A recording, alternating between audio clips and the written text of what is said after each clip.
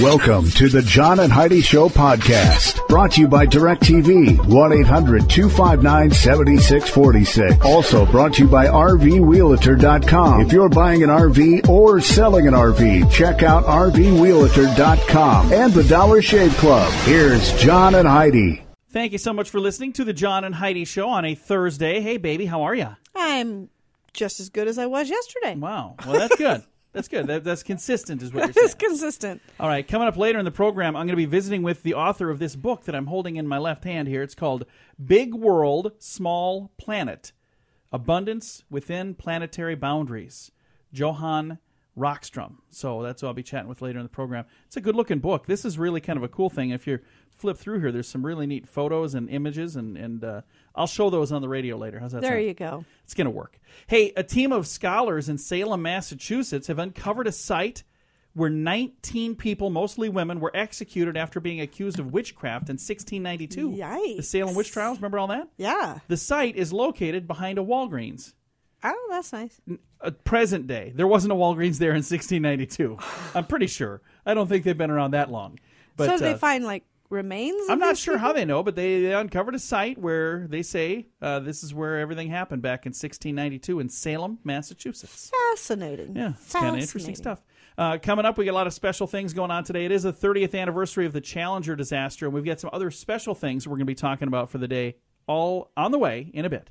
This portion of the program is brought to you by Dollar Shave Club. Get razors for $1 a month plus a few bucks shipping, so you can enjoy fresh razors every month for as little as $3. Learn more at dollarshaveclub.com/radio. Today is a special day, Heidi. Do you know what today is? Well, if I was a betting woman, I would say today is plug-in day and kazoo day. Hey, you already looked at my list. Today, first of all, it's Thursday, January the 28th. Also, it is National Kazoo Day, you cheater, pumpkin eater. It's also Thank a Plug-in Developer Day, so thank you to everybody that develops plugins for websites. I think that's what that is. I thought it was tough for outlets. Oh, it could be that too. I'm not sure. And it's Data Privacy Day, which I could use a little privacy on my data right now because you just peeked over here, you cheater.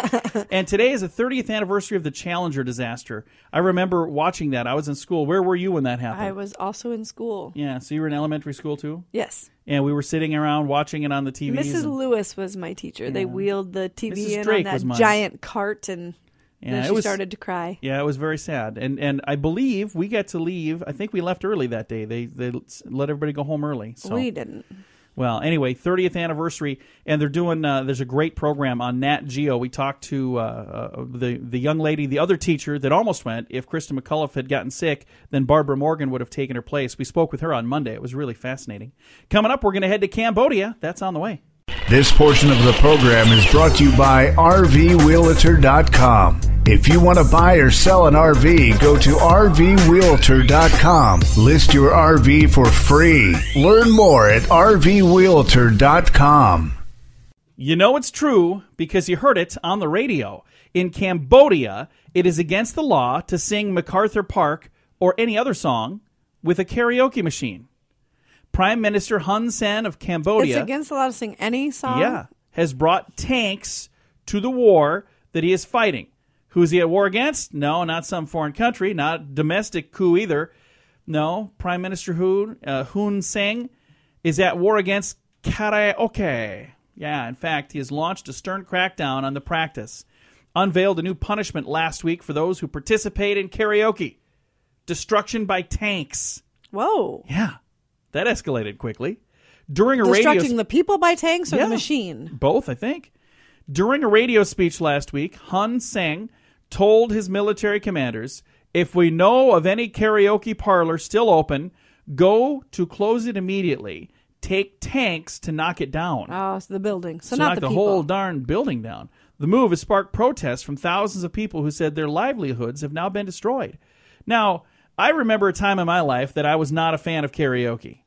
I was a DJ back then. I would go out and do like wedding DJ stuff, and people would ask if I did karaoke, and my response was always, I do everything I can to keep the drunk people away from the microphone. And later in years, I actually started to sing karaoke, and now I enjoy it. I really do. I'm not a fan of karaoke. What do you mean you're not a fan? I'm You're the just one not that a bought me fan. the karaoke machine. Because you wanted it. I didn't say because I wanted it. Did I say that I wanted that? Yes, I you don't see- I did. don't You had remember been that. asking for a karaoke machine forever. Kept putting it on my Christmas lists. Dear Santa, please. Anyway, I even at the time that I was not a fan, I still wouldn't say knock down a building with tanks if they're singing karaoke in there. Even the you'd think the person who likes it the least wouldn't go quite that far. But Kind of ironic that that's the way he feels. Isn't his last name Singh? yeah, it's S-E-N. Sang. Sang? I'm not sure how you say it. He's from Cambodia, so he's not a fan of karaoke there. So there you go. That kind of stinks. But you know it's true because you heard it on the radio. The John and Heidi Show is brought to you in part by the Keystone Treatment Center. This is your brain, and this is your brain on drugs. We share silly stories here on the program, but addiction is no joke. If you or someone you know suffers with an addiction to drugs or alcohol, make today the day you seek help. Call toll-free 844-204-1055. That's a toll-free number. Again, 844-204-1055. and this is your brain on drugs. Police knew something wasn't quite right. They saw a guy driving a piece of construction equipment. It was a lift, cruising down the street at 3 a.m. He'd been drinking. He was in the bucket of the lift, and it was a genie boom, I guess, with an unopened six-pack of beer and a bag of beef jerky. Now, this sounds like my kind of party. I like beef jerky. Police pulled him over. He was clocked going a whopping 2 miles per hour. At first, the 29-year-old man told police he was just going to the store. When they asked him why he was in the bucket lift, he said he was delivering the $20,000 piece of equipment on a dare from a stranger he met on Craigslist. According to the police report, the Everett Herald reported the lift apparently had been taken from a construction site. The man was jailed for investigation of theft. It was not his lift. Wow. So he thought, hey, I'm walking by and somebody left the keys in this lift. I'm going to take it with me.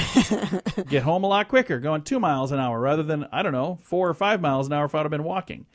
So he probably would have made it home without getting arrested. We saw too. an awesome video with a guy on a lift. It was very funny. Oh my gosh. And this was during the day, so this is not the same guy. But he was sitting on a 12-pack of beer, and he got pulled over. It was very funny. All right, coming up, we've got your moment of duh. That is on the way. This portion of the program is brought to you by Keystone Treatment Center. Addiction is no laughing matter. Call Keystone Treatment Center toll-free at 1-844-204-1055. Today's moment of duh is a lesson in buying real estate. You ready, Heidi? I am ready. Let's head to Kansas City, where a couple who, knowing a year before they made extensive renovations to a house and a year before they moved into the house, took a brutal murder took place in that house. Now they're suing the realtor for $5.7 million for the pain and suffering they claimed they experienced for having lived in this house where a brutal murder took place. But they knew about it? Yeah. So they found out a year before they made the extensive renovations. No, sorry. And a year before they moved into the home. And then later they go, we really don't like living here, so we're going to sue the realtor, even though they knew. They knew before they purchased the home? It doesn't say that. They knew before they moved in. And they knew before they made, and I quote, extensive renovations. So are they trying to sue this realtor for the renovation money? I'm or not just sure. for $5.7 million, that'd be a whole lot of renovations. So I'm not exactly sure what's going on there, but it's our moment of duh. I'm not exactly sure. In Kansas City is where that happened. Yeah, I don't think they're going to get very far with that. I guess we'll see. We'll have your scoop of the day on the way. The Scoop of the Day is brought to you by Wells Blue Bunny. If you want delicious ice cream, be sure to look for the Blue Bunny. Sure to have your favorite flavors. Learn more at bluebunny.com. Now your scoop of the day. The presidential race is turning into kind of a reality TV show almost. At least we've got a lot of reality TV people involved. According to Time magazine, Donald Trump wanted to shore up his credentials with conservatives, so he turned to former Alaska Governor Sarah Palin, also better known in recent years for a show on TLC. Trump's Republican rival Ted Cruz, he responded with a new ad featuring, what are we calling this stuff? Reality TV star, there we go, Duck Dynasty star Phil Robertson. Marco Rubio has campaigned with Rick Harrison from Pawn Stars. So we got all these people that are reality TV show people, and they're throwing their name, or they're throwing their support, rather, behind presidential candidates. Do they have enough clout to get somebody elected, do you think? I I don't know. I wouldn't think so. Do you care what Omarosa thinks? No. Oh, gosh, no. She was on Donald Trump's reality show, and we have to admit, we watched Celebrity Apprentice. I'm not exactly sure how she got on Celebrity Apprentice, but she was on there, and I was not a fan of Omarosa. I'm sorry for the Omarosa fans. She drove me crazy from the first time I saw her on there. Yeah. She was just a mean person. Yeah. It was like very, very mean. So again, if you liked her, I'm sorry. Speaking of reality stars, why is Kim Kardashian famous? Because they're wealthy. Oh, well, she's now saying that I'm going to quote, criticism of my body makes me want to avoid the limelight. Good. Okay. Stay home. So should we I criticize don't think her a little bit? anybody's going to care. Throw a few more? I'm not going to criticize her. You know what? I don't care how you look. It doesn't matter to me. I just didn't know why you were famous. According to a new survey, teens are sexting less today than they were a few years ago. That's good. That was terrible. I didn't understand why they were doing that in the first place.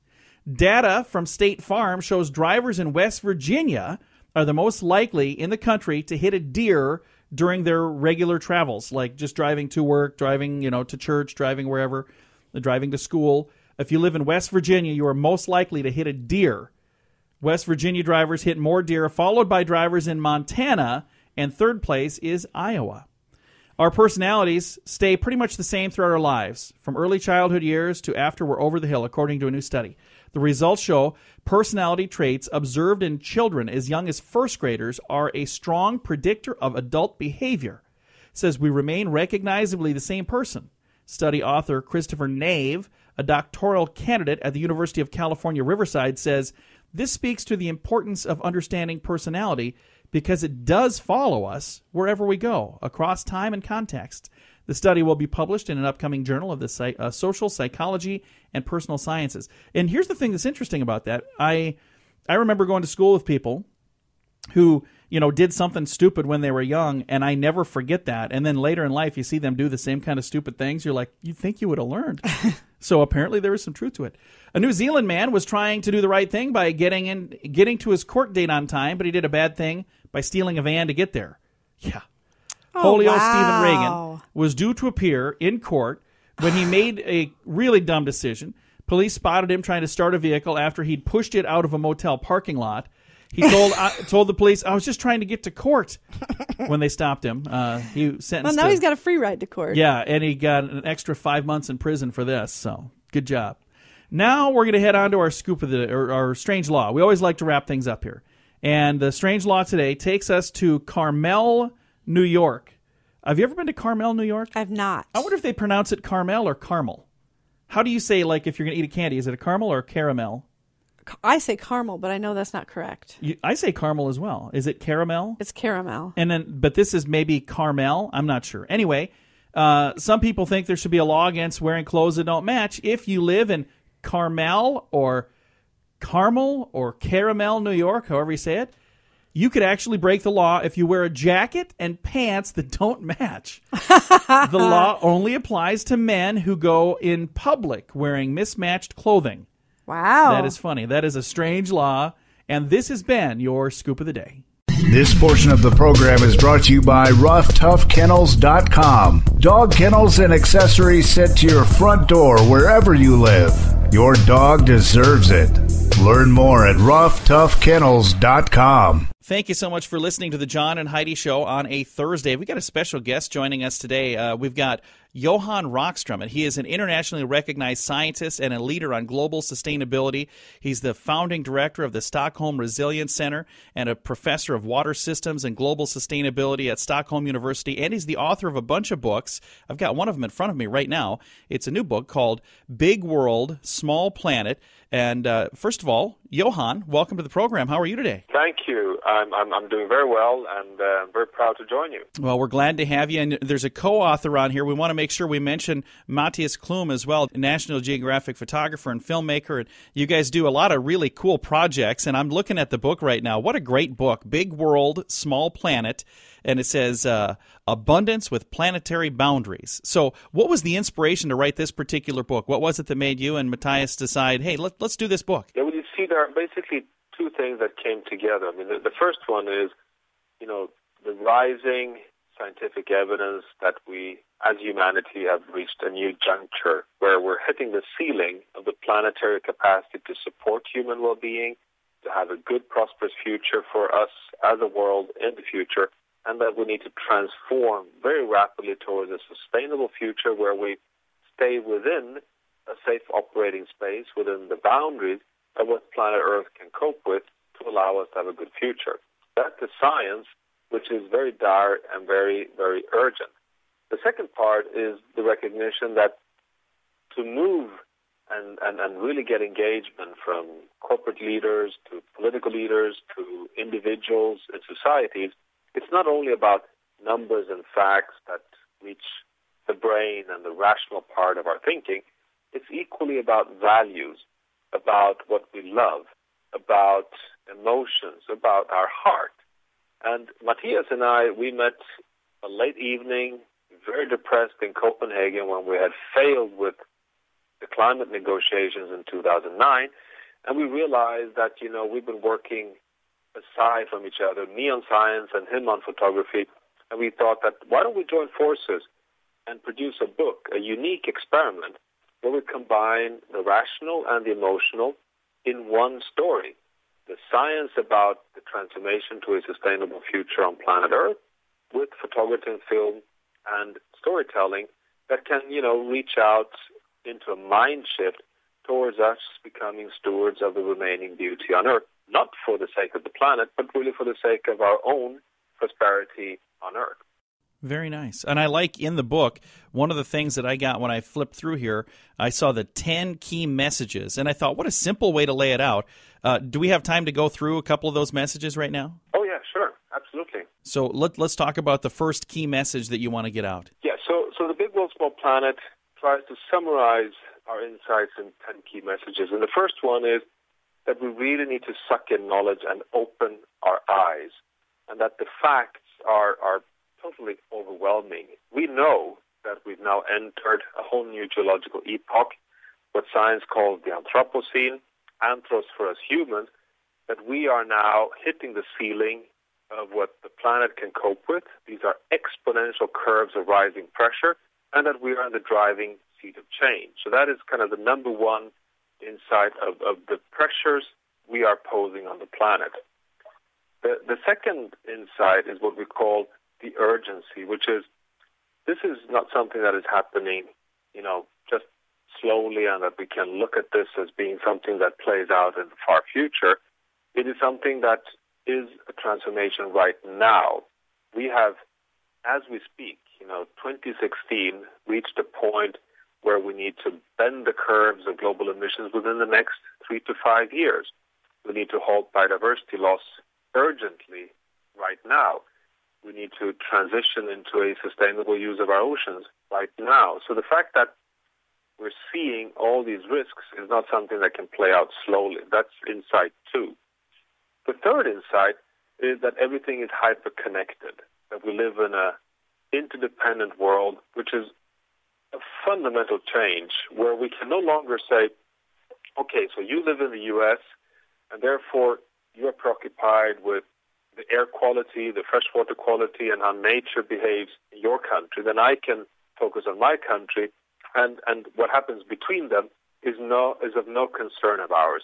That's no longer the case. A big world on a small planet means that it's equally important, and it's everyone's concern whether we have stable rainforests, whether we have functioning coral reefs, whether we have a stable Antarctic ice sheet or in the Arctic, because they regulate the stability of our small planet and hits back on the economy and the finances very far away. So essentially, any finance minister must be equally preoccupied by local job and growth as by the resilience and stability of biomes and ecosystems far, far away, because the planet is completely interconnected. So that is kind of insight 3.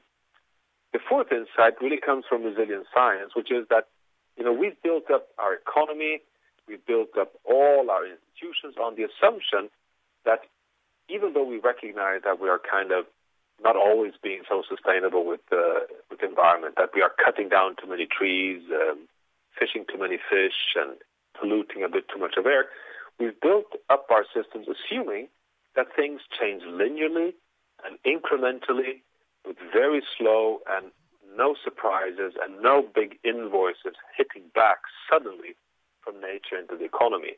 But the fourth insight is it's completely the reverse. Expect the unexpected.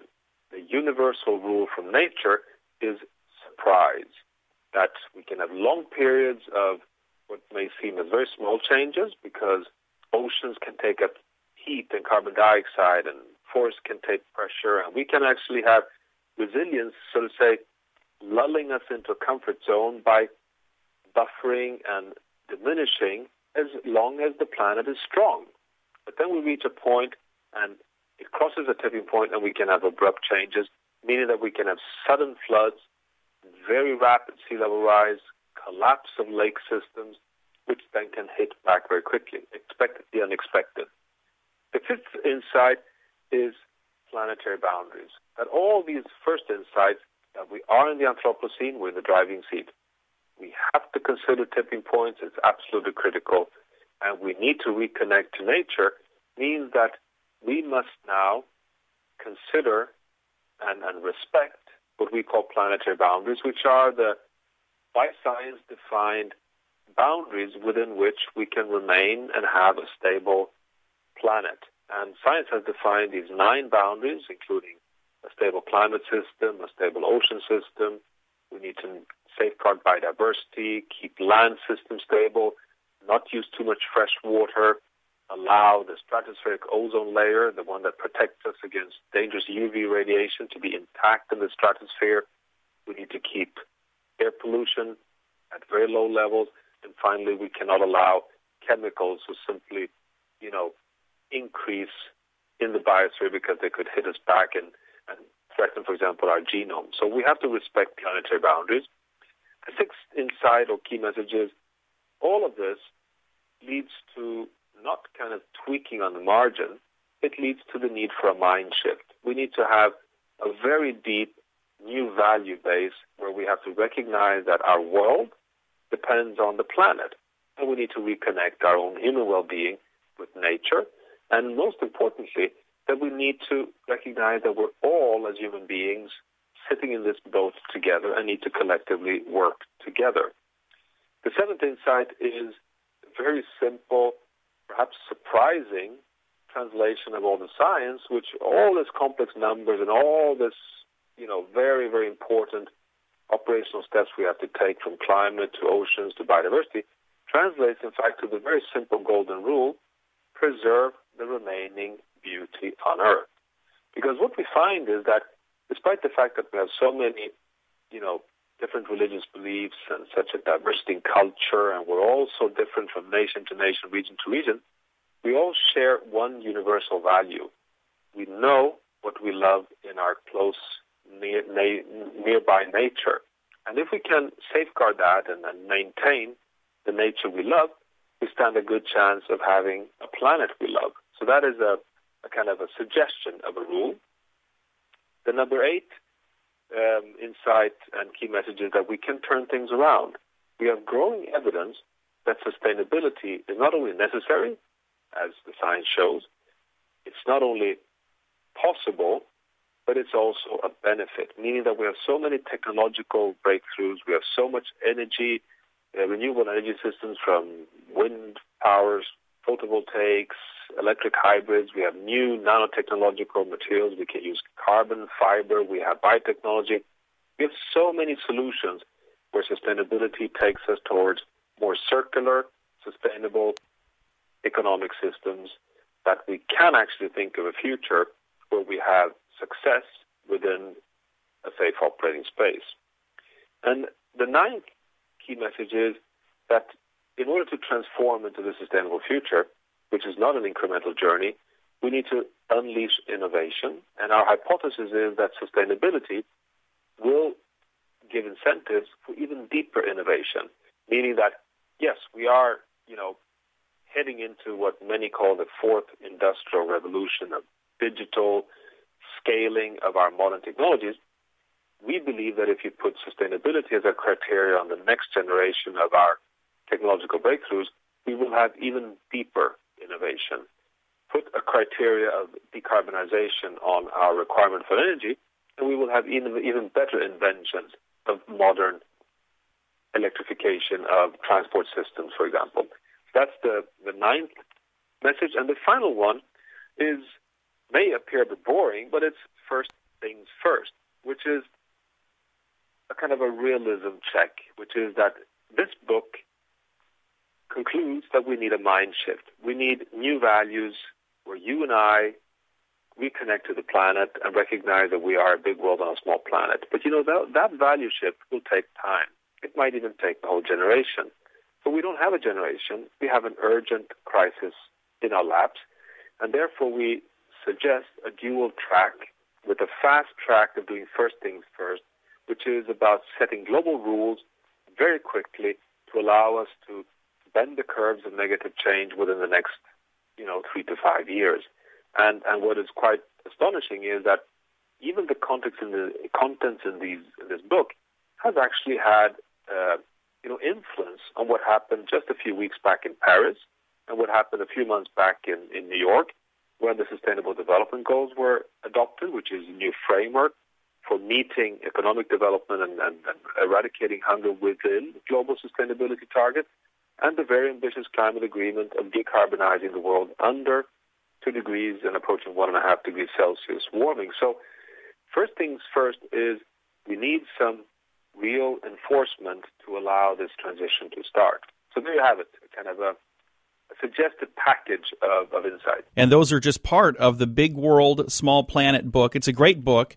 Tell me, where can we find a copy of the book, Big World, Small Planet? Well, the book is available in small and large bookstores across the U.S., but it's given out by Yale University Press, so its homepage will be a good place just to, Google Yale University Press, Big World, Small Planet. And also, of course, on sites like Amazon, you can buy the book very easily. So it is available on the digital and physical market. Well, thank you so much for taking some time to chat with us today, Johan. I appreciate that a bunch. And thanks for inviting me. I really appreciate that. Thank you. And our guest today is one of the authors of the book Big World, Small Planet. You can find that online at Amazon or at your favorite local bookstore. Thanks for listening to The John and Heidi Show. This portion of the program is brought to you by CarsForSale.com. If you're in the market to buy a car, truck, or van, find thousands of vehicles to choose from at CarsForSale.com. Fun fact for you, Heidi. What's that, John? Visitors to a Japanese zoo are seeing green bears. And they're not seeing things. The bears turned green after they were swimming in a pond with a bunch of algae. Fortunately, no harm will come to the bears or the algae. They're expected to turn to their natural color soon. It'll wash off. Couldn't they just give them a bath? I suppose it'd be kind of hard to bathe a bear. Yeah, usually they're not fans of that. Just stand on the other side of the fence and spray them with a hose. I'm sure they don't like that either. Fun fact number 786, Heidi. What's that? According to dog training experts, sit, shake, roll over, speak, and lie down are the 5 most popular dog tricks. Did they do a study to find that out? They did. There was a study. Oh, my gosh. Sit, shake, roll over, speak, and lie down are the 5 most popular dog tricks. Ours don't do any of those. They sit. No, they don't. Yes, they do. Not when we tell them to. Yes, they do. You say sit, they'll walk over to you like, did you say something? You talking to me? Good boy, good girl. And then they sit down and like, roll over, and then they go turn on the TV. You're like, what are you doing? All right, last thing. Fun fact for you, Heidi. What's that, John? A student nurse in Columbia, in a Columbian nursing school, was kicked out of the nursing program because her fingers were too big and she couldn't stitch up a cut properly. Oh, that's too bad. That is too bad. Sad for her and her big fingers. She could probably sue for discrimination, there I would you go. assume. If she could open a phone book with her giant fingers and find an attorney. I don't know how big her fingers are. They got to be huge. I'm thinking they must look like she's wearing catcher's mitts or something. I have no idea. Coming up, we've got some interesting things to share. That's all on the way on The John and Heidi Show. This portion of the program is brought to you by StoneGroupArchitects.com. It's more than a building. It's design and function working together. Check out the project portfolio at StoneGroupArchitects.com. Thank you so much for listening to The John and Heidi Show on a Thursday. We are in luck. We still have time to celebrate this one. Okay. February the 22nd, that's sneaking up before you know it, Yeah. is National Slacker Day. What day of the week is that? Can you look and see? Is that a day that we can slack off here? February the 22nd. 22nd is a Monday. Oh, see, there you go. The idea was to stay home in bed and relax for no apparent reason, just to slack off. Now, this is a British holiday, but I guess we could probably celebrate it here too, couldn't we? Absolutely, we could. According to a recent survey, 2/3 of people say they could get just as much done working 4 hours a day rather than 5. Who only works 5 hours a day? Almost a third of workers said they surfed the net for an hour or more every day for non-work related reasons. 75%, this is all from Britain, so they only work 5-hour days there? I don't know. Holy cow. 75% said they use office time to send out emails to friends and acquaintances. And again, non-work related, 59% used work time to call family and friends. So why are we like this? Well, it's easy. We're slackers. And they say they want their own day. I tried to get a hold of the guy that's in charge of National Slacker Day, but he has not gotten back to me. Apparently, he's slacking. So there you go. I have no clue. Anyway, that's coming up on February the 22nd. So if you've not yet had a chance to make plans, that is a Monday, make plans and get out there and celebrate National Slacker Day. They celebrate in Britain. You know, it sounds like if they only work 5 hours a day, every day is kind of National Slacker Day there, isn't it? I know, that seems insane to me, but... How do they get anything done? And it sounds like most of the people are dinking around for another hour a day on the computers, talking to friends. That's crazy. Calling their loved ones. Yeah, it's not how it works around here. Coming up, I got a story for you. I'm Fat Man. I'll tell you all about it. And Spider-Woman later. It's like superhero day. This portion of the program is brought to you by DirecTV, 1-800-259-7646. Also brought to you by RVWheelator.com. If you're buying an RV or selling an RV, check out RVWheelator.com and the Dollar Shave Club. Here's John and Heidi. Heidi, I'm Fat Man. Okay. That's who I would be if I was like a superhero. It's a disease that causes you to have a large stomach. According to the Center for Disease Control's big bellies are a disease. 47 million Americans suffer from metabolic syndrome. The CDC says the Journal of the American Medical Association, they say the syndrome includes a big belly, high blood pressure, hazardous cholesterol levels, and high blood sugar. Is there a cure? The cure, probably getting off your tuchus and getting out and doing something. No, I have no idea. They say it's a disease. So you should quit, telling me to go exercise because, hey, I have a disease. It's a condition. Heidi. I have a condition. It's called being a slacker. It's called a metabolic syndrome, and I'm going to share that with people.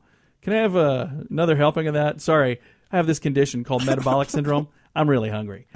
No, I'm actually trying to do something to decrease my girth, and it's helping. I've already lost a little weight, but I've got a ways to go. Coming up, went from Fat Man to Spider-Woman in the news. We'll tell you all about that in a bit. This portion of the program is brought to you by GunUp.com. If you're a gun lover, you'll be in heaven at GunUp.com. Built by experienced military veterans, shooting sports competitors, and publishing professionals. They have awesome stories and articles that are read by millions of gun enthusiasts. Check it out at GunUp.com. The headline here says Spider-Woman, and it's not nearly as cool as I thought. I was hoping it was about somebody that got bit by a spider and she's got radioactive powers. That would be awesome. No. It says, do all animals deserve veterinary care? What about ugly spiders? Felicia Daniels from Springfield, Missouri, wants to be a veterinarian when she grows up. She's off to a good start. She accidentally dropped her 8th grade classroom's pet tarantula, cracking the spider's abdomen. So that's doing a good job. When the tarantula's innards began to ooze out, it looked like it was all over. God. But Sir Isaac Newton, that was the spider, said, she said, never fear. Felicia and her classmates decided to do a little surgery on Sir Isaac Newton. Wearing plastic gloves, using a popsicle stick, she pushed all of his little spider guts back in. Oh, my gosh. This is just disgusting. Put him back together with super glue. And at last check, Sir Isaac Newton was doing just fine. So there you go. That is a disgusting story. Why would any class want a spider as a pet? I mean, we had like a gerbil or something. We didn't have like any that. pets when I was a kid. I think we had a plant, and that died. So I'm pretty sure we wouldn't have been able to handle any of that. Wow. All right. There you go. That's just disgusting. Well, I'm sorry for misleading you, thinking it was a cool speaking of story. superheroes, Yeah. Troy asked me the other day, we were talking, he said, if you could have any 2 superpowers, what would they be? What would yours be? Flight. Yeah, I'd well, love of to be able course, to that's a fly. given. Of course, flight. And What then, would your like, second one be? Super strength. Really? Yeah, that'd be good. My second one would be to be able to move things from across the room without having to get up and go do it. I'm going to change mine. I'd like that. Bring the remote control. That's exactly what I was going to say. Because there are times right now where I do it. I'll reach for things. I'm like, and I try to use the force. I'm like, just in case. I don't know if I have the force, but can I? And if you could move things just to freak people out, that would be awesome. That would be pretty cool. That is probably better than whole super strength. All right. Coming up, we're going to talk about unhappy men and how old they are. It's all on the way. This portion of the program is brought to you by Dollar Shave Club. You can get razors sent to your door each month for just $1 plus a couple of bucks shipping. It's an amazing deal. Log on to dollarshaveclub.com/radio to learn more. That's dollarshaveclub.com/radio. Now, back to the John and Heidi Show podcast. Would you say I'm a happy man most of the time? What was that look for? I'd say I am most of the time. I get unhappy about certain things. I get very upset about some things. We live together. We're together 24 hours a day, 7 days a week, so you see me all the time. Would you describe me as a happy person? In public, yes. What does that mean? In public, I would describ you as a very happy person. Are we in public right now? You are in public. You're starting to make me mad, Heidi. No, it says here, men are unhappiest between the ages of 35 and 44. I'm right in the middle of that. Time when they're more likely to have a midlife crisis. So I'm going to have my midlife crisis? Is that what they're saying? This is when I have that? I guess. I didn't know that.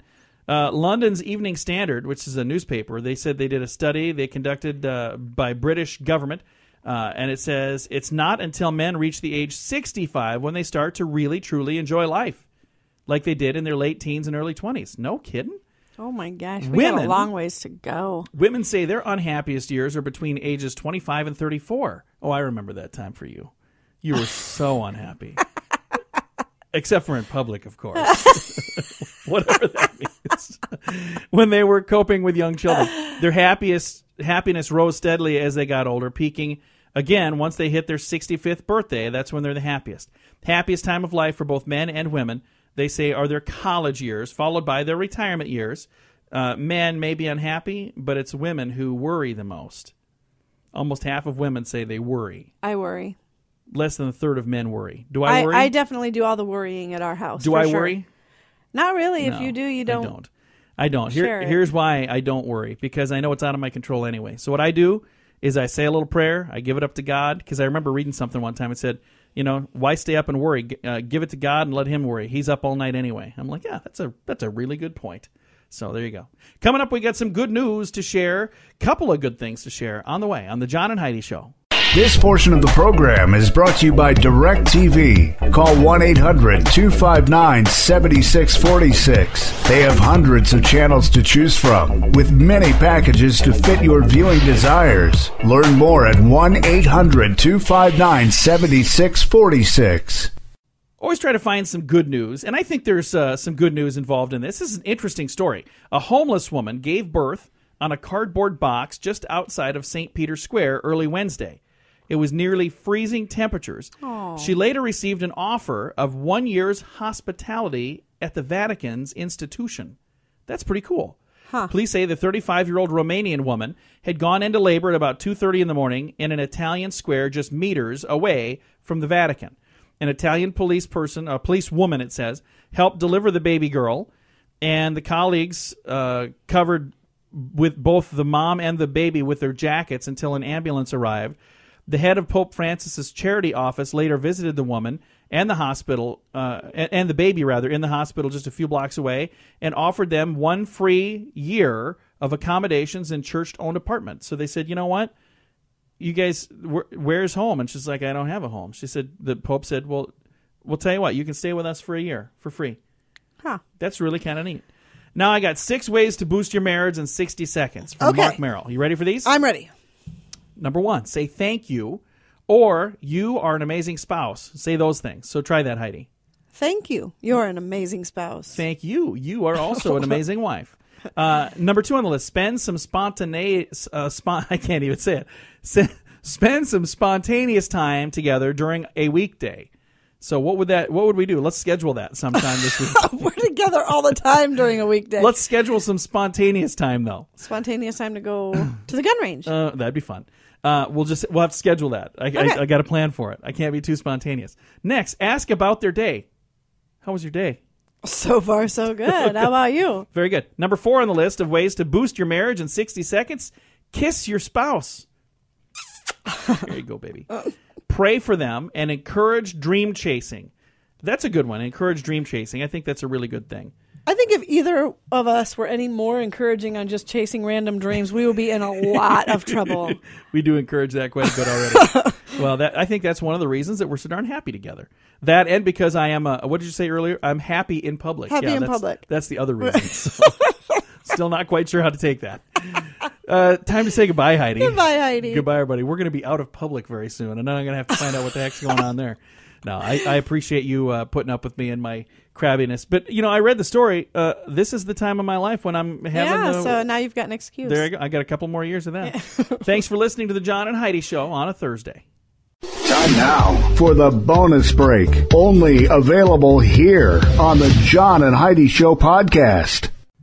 And your bonus break is brought to you by the Dollar Shave Club. You can learn more at dollarshaveclub.com/radio. There's a fun video that explains why they do this, but let me tell you what they do.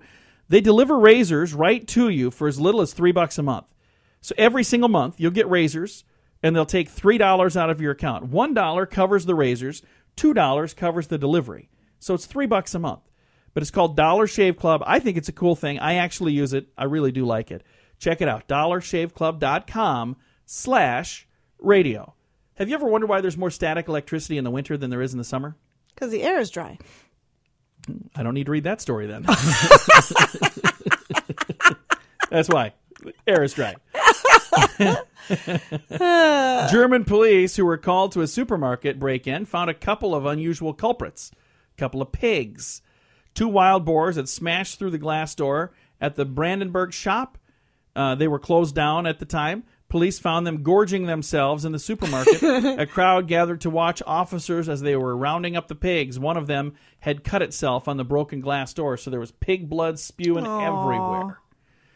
What was the shortest length of time anyone was U.S. president, Heidi? This is a trick question, by the way. It's about our 12th president, who is not listed as our 12th president. Oh, I have no idea then. All right. The shortest length of time anyone was president would be our 12th president. Again, unofficially, he was David Rice Atchison, oh, yeah, a Missouri senator. He served for 1 day in 1849. The new president usually took office on March 4th, but that year fell on a Sunday. Although President James Polk left on schedule, Zachary Taylor did not take the oath until the next day. Atchison was president pro temp of the Senate, and under the provision of the Constitution, he served for 1 day until Taylor is sworn in.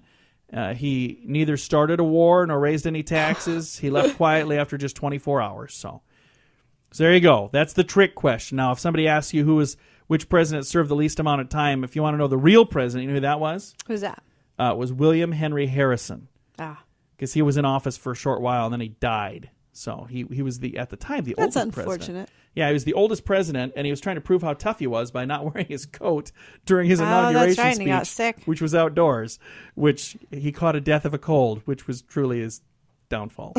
So anyway, authorities in Montana say a man who had 3 outstanding warrants for his arrest gave officers a false name during a traffic stop. He ended up in custody anyway because the man that he gave for the false arrest was also wanted. Yeah, he was also wanted. That's hilarious. Yeah, during a traffic stop at Great Falls, Montana, Jonathan Ray Gonzalez of Box Elder told police his name was Timothy Michael Coop Jr. The officer learned a man by that name was wanted in Hill County. He arrested him. Gonzalez finally gave authorities his real name 24 hours later, so a charge of issuing a false report got added to the list of things that he did wrong, too. What are the odds of that? I know, that is insane. A fake name. Yeah, my name is Jim Bob Wilson Jr. I wonder if he had a fake ID with that name on it. I have no clue. Thieves in Michigan proved that most people... What? The people most responsible for catching criminals are criminals themselves. There we go. A man who robbed a Saginaw, Michigan restaurant failed to escape after he pushed with all of his might on a door that was clearly marked pull. Oh, my The gosh. police showed up. The man eventually realized his mistake, but when they got there and he was pushing on the pull door, he finally pulled on the push door and walked right out to the officers, and they said, "Hey, Oh, my God. you pull, you dummy." Wow. Can you imagine? So how'd you get caught? Well, I couldn't read the door. Kind of a dummy. All right. Anything else on here? I'm going to share one more thing. I have so much bonus break stuff. I mean, I have like 7 pages. It just keeps adding, and I don't get around to it. So we're going to share this one today. 21-year-old Adam Brett Hannock and 19-year-old Vincent Jonathan Whitley, both transients in Roseburg, Oregon, stole $900 worth of merchandise, including donuts, and offered those donuts to a police officer. An hour later, the deputies were investigating a crime that included stolen donuts. Sometimes genius crooks make a police officer's job just too easy. So they stole a bunch of stuff, $9,000 worth of stuff, or no, $900 worth of stuff. Some of them happened to be donuts. As they were walking along, they gave donuts to an officer who then later followed them and arrested them because, oh, hey, wait a minute, there were donuts stolen? These homeless guys just gave us some donuts. Oh, my gosh. I don't know if I would eat something that was given to me by somebody that... I don't think so either, just some random person on the street. On, hey, you want some donuts? Especially if you're a police officer, because you would assume that these people might have something against you. Yeah, you never... And nothing against the fact that they were homeless. I mean, anybody. Right. If somebody came in and offered me food, unless I know them, right, probably not. Sometimes, even if I do know them, I'm like, yeah, I'm not going to eat that. I know you. You don't really like me. All right. Thank you so much for listening to our bonus break. Be sure to join us tomorrow for another fun-filled, action-packed episode of the John and Heidi Show. Thank you for tuning in. The bonus break is brought to you by the Dollar Shave Club.